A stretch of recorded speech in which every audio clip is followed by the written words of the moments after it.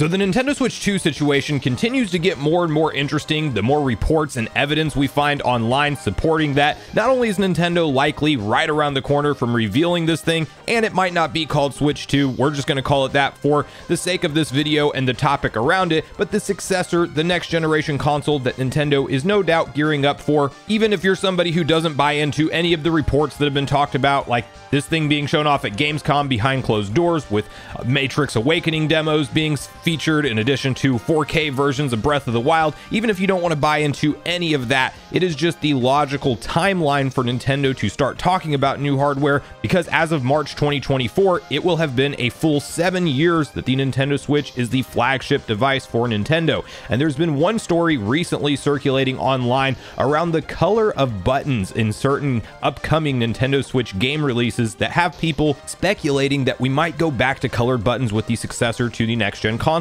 Now, I have not talked about this story myself yet for a particular reason, that the couple games being Paper Mario Thousand Year Door and Super Mario RPG being the two games in question here, that maybe Nintendo is just kind of using the similar button colors to those respective consoles, although you can make a case that Thousand Year Door doesn't make sense because it was on the GameCube, and while it does have colored buttons, it's not the same colors and layouts of the SNES Famicom controller. But now, as of today, there are a couple more games that are following this formula, and it's coming from third parties, not just first party to developed Nintendo games anymore. We're talking about upcoming games now from multiple development companies that are using this color button layout. And I do believe that at this point in time, there might be enough evidence to make a strong case that whatever Nintendo's next gen hardware actually looks like, it will likely have this colored button layout. And before we get on the same page with all of the exact details to support this claim, make sure you like, subscribe, and turn on your bell notification if you haven't already. And with that, guys, we need to go over to our gaming leaks and rumors, where you can find the following post that summarizes the couple new games that have been spotted here, in addition to it maybe tying into a leak slash rumor that we might touch on briefly. I actually don't think it's related to that leak slash rumor, and it doesn't necessarily give it any more credibility in my opinion, but we're going to unpack all that after we read through this following post. New Trails game on Switch may support rumor of Switch 2 having SNES style buttons. On Thursday, Falcom revealed a Switch port of Trails Through Daybreak, an entry in their long-running RPG series, would come out in Japan in February 2024. They shared screenshots of the Switch version, and at the bottom of one of the menus, the input buttons can be seen to be colored rather than having white text on buttons like in previous Trails games on the Switch. Now, you can then see the screenshots in question, first from Trails into Reverie, which is the existing game that has the white colored Y, X, and A buttons. And then you can see the Trails Through Daybreak menu, which is the upcoming release that has a A button that is red and a X button that is blue. Now, continuing to read through the post, there may be slight spoilers in the image if you're a Trails fan, but I took the image from the first half of the hour of the game, so there shouldn't be anything too bad. From Trails into Reverie from 2021, the screenshot itself comes from North America release in July of this year. This may be a reach, but it could support the rumor. I can't find the subreddit on it for some reason, from a Korean leaker, that the Switch 2 will have SNES style buttons. Some people were speculating that the Super Mario RPG and Paper Mario Thousand Year Door remaster having colored buttons were evidence for this, but those could have been chalked up to being leftover assets from the original games. Having an unrelated third party do this as well is more persuasive. I'd imagine that Falcom may be aware of the new console and may have done this for an easy upgrade to Switch 2 after it releases. There are other components to the original rumor as well, such as the successor being called the Super Play and a change to the way the dock works, but these could be false even if the Switch successor has a SNES style layout. As always, take all of this with a grain of salt. They then edit the post to say the following: apparently this is also the case with Fashion Dreamer, another third-party game from the company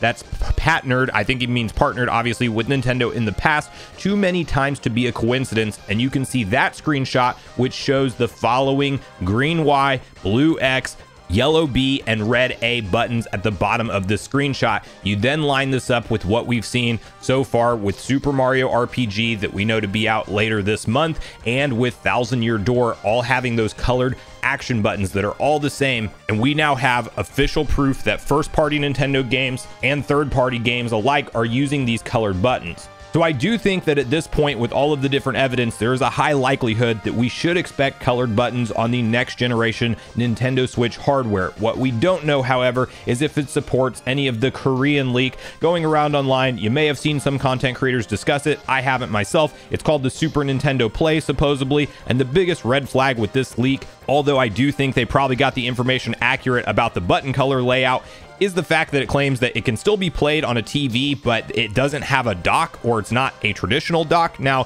whether or not it's just a cable that plugs into your TV directly, I guess that's maybe possible, but if they're suggesting, kind of like they were in the leak, that somehow it's a wireless connection, I don't think that we're at that point in technology. There would definitely be latency with screen mirroring and things like that. If you've ever done it with a smartphone, you probably know how janky that is at this point in time, and I couldn't see Nintendo doing anything differently than a stationary powered dock of some sort. Could it be vastly shrunk down and maybe you actually see the Nintendo Switch screen and it's really just a USB-C port that you're kind of positioning your Switch 2 on? That's entirely possible, but there's no doubt that it needs a dedicated power source in order to power the more powerful demands for docked gameplay when you're potentially looking at something like upscaled 4K via DLSS tech, like we've heard from all of these reports. While I don't think it's going to be called the Nintendo Super Play, I do think that maybe there's the slightest chance that Nintendo is paying homage to that Super Famicom, or SNES as we know it here in the North American region, with not only the colored buttons, but would Super Nintendo Switch not make the most sense for this thing to be titled? If Nintendo wants to get away from numbers, they never really like to number their consoles in any way, shape, or form other than the bits that they can support, like 64 and things like that. They do, however, have a history of just having something have Super in front of the name, with the original Nintendo Entertainment System transitioning, of course, to the Super Nintendo Entertainment System that we saw. Maybe they do that again as a play on nostalgia, but maybe it is just called something entirely different. But one thing I do think that you can essentially take to the bank at this point, more or less, is that the colored buttons are back, and this is not the first time we've even seen them do it in recent memory, as you can look at the new Nintendo 3DS. And it, of course, does have that exact same colored button layout, and Nintendo knows that this will help differentiate the consoles if they look similar at all. The new Nintendo Switch would have the colored button layout and the original wouldn't. That's just one extra differentiator. We should also expect an 8-inch display on this thing, according to some of the more credible reports out there for what Nintendo is pushing out. That will also help differentiate it. And then you have the big question mark around all of this, which is, does Nintendo reuse the Switch name at all? I think as long as we're still talking about a dockable console and something that you can take on the go, that Switch makes a ton of sense to leave as the brand name behind it, as everybody already knows what it is. And I think that if they really market it correctly, not like the Wii U, they can communicate that it's a brand new system, brand new experience, and a true next gen leap forward in terms of power and capabilities and the type of games it can run, and still capitalize on the household name success that is the Switch today.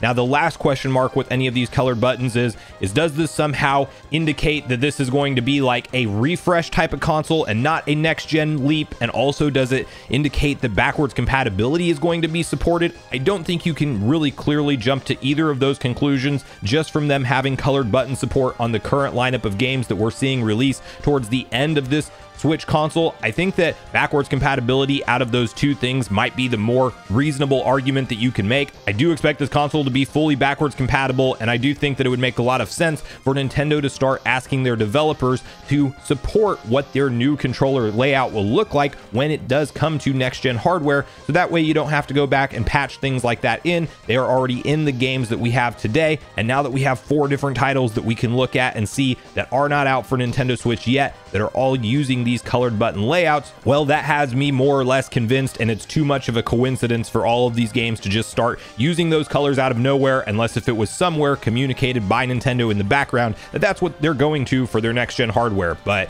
that's really where I want to hear from you guys at this point in the video. What do you think about these new reports suggesting that next gen hardware has colored buttons? Do you tend to buy into this the more games that we've now seen adapt this button layout, and you do indeed think that that's what the direction will be for the next generation hardware? Or do you think that this is somehow a coincidence and just third parties and first parties alike are just deciding to throw colored buttons on their games for no reason at all? What do you think this indicates in terms of backwards compatibility? And do you think that this will be called something like the Super Nintendo Switch, or do you think Nintendo will indeed come up with a brand new name for this console entirely? And are you a fan of the colored button layout and you liked it on the new 3DS and you liked it back in the Super Famicom, even though we didn't couldn't get that over here in the US, but do you want to see the return to those colored buttons for nostalgia, or could you not care less about it? Maybe you think Nintendo will differentiate the platforms in some other way, but regardless of your thoughts and feelings on everything we talked about today, I do look forward to hearing from you all in the comments down below before you leave the video, as I do look forward to getting a back and forth conversation started with you all around these topics. Go watch yesterday's video next if you haven't already, which is on screen right now. Also make sure you like, subscribe, turn on your notification bell, and I will see you guys in the next video.